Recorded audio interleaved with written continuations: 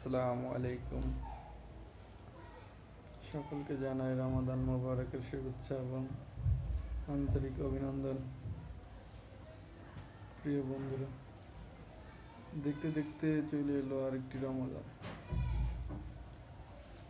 এই রমাদানটা সকল রমাদানের মতো নয়, কারণ ইসলামের ইতিহাসে কোনো রমাদানে মানুষ তারাবির নামাজ মসজিদে না আদায় করা ছাড়া থাকতে পারেনি, কিন্তু এবার মহামারী করোনা ভাইরাসের জন্য মানুষ মসজিদে তারাবির নামাজ আদায় করতে পারবে না।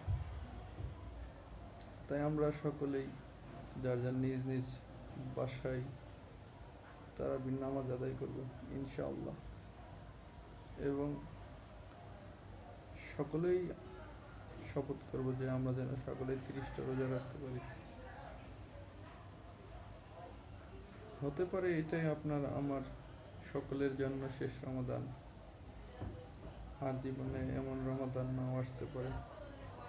তো আমি আশা করব সকলেই এই রমাদানে রোজা রেখে আল্লাহর কাছে ক্ষমা প্রার্থনা এবং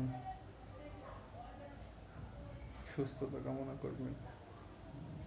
সকলকে ধন্যবাদ জানিয়ে আমার এই ছোট ভিডিও শেষ করছি। আসসালামু আলাইকুম রহমতুল্লাহ।